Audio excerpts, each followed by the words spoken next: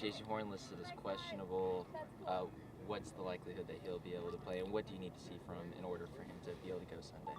Yeah, today was a good day. We're going to take a look at him again tomorrow, just making sure that he's ready, physically, mentally to get back out there. So, it's kind of been a daily progression through this week. We're hoping to get him out there, but we got to make sure he's in the right space.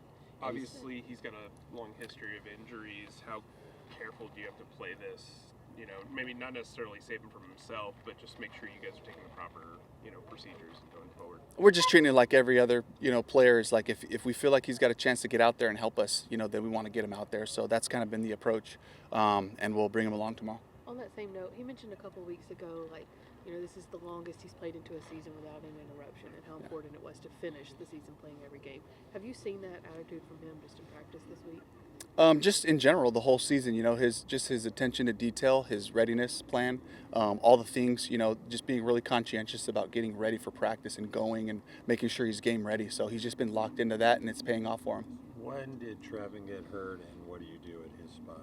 I don't know the specific play that he got hurt, but I know it was sometime earlier in the game, and he toughed it out and played, and they checked him out and said, you can keep going, and then, coming out of the game, just retesting it and all that, we just didn't feel like he was in a good spot to make it for this week, so I don't think he'll make it on Sunday. And what will you do there?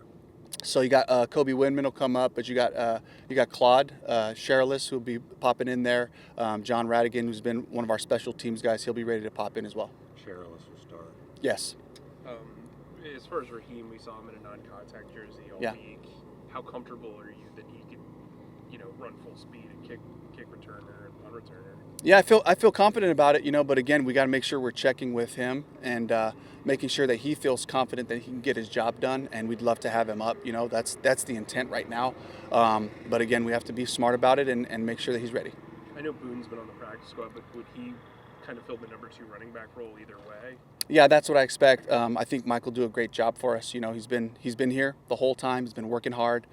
He's in all the meetings, all the process, and all that. And he had a great week of practice. What part of the Dallas team are you most worried about? I see a defense that's just gotten better weekly, especially with Micah Parsons coming back in there, and then also just knowing this defense and what it requires of those guys in the communication. And I've seen them add different parts of their toolbox that I'm a little bit familiar with from before when Coach Zimmer was in Minnesota. And so I see the package growing, and I also see the guys really playing with effort together. Not to belabor this, but there's been some reporting out there. David the other day asked you, was it always in your plan to bring Bryce back at some point? Is that accurate? Was that when you said we had a plan? Yeah. Can you say, would he? Or I really don't want to comment about the plan.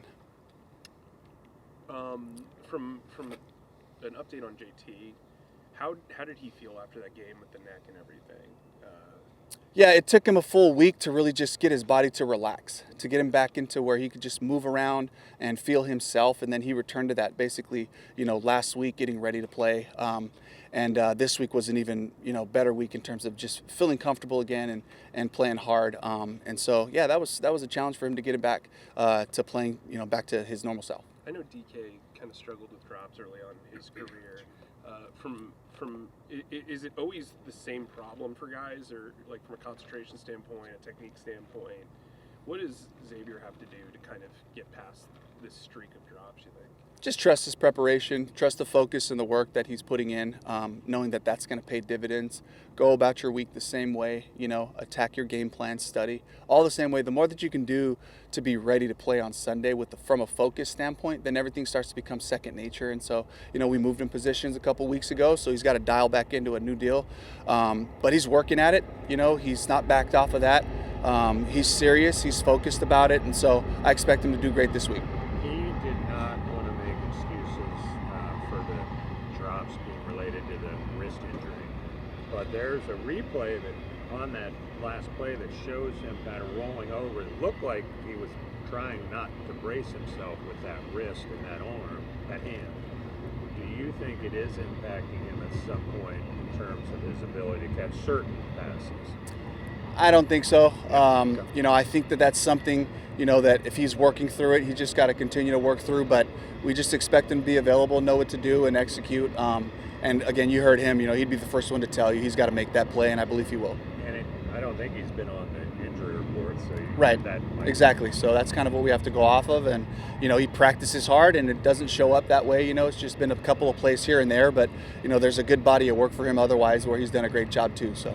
We'll go a couple more and say, what do you do? Because you work with wide receivers a lot in the past. Yeah. When a guy has that issue with drops to help him, because there's a middle part of it, it's really got to be difficult. You just go about your work. For me, anytime, a player has an opportunity to make a play and doesn't, I make sure I go right to them and say, hey, we're going to come back to you. We're counting on you. I got your back. And I just want them to feel that support, to know, like, you don't need to overthink this. Just go right back to work. Trust your process, and good things will come out of it.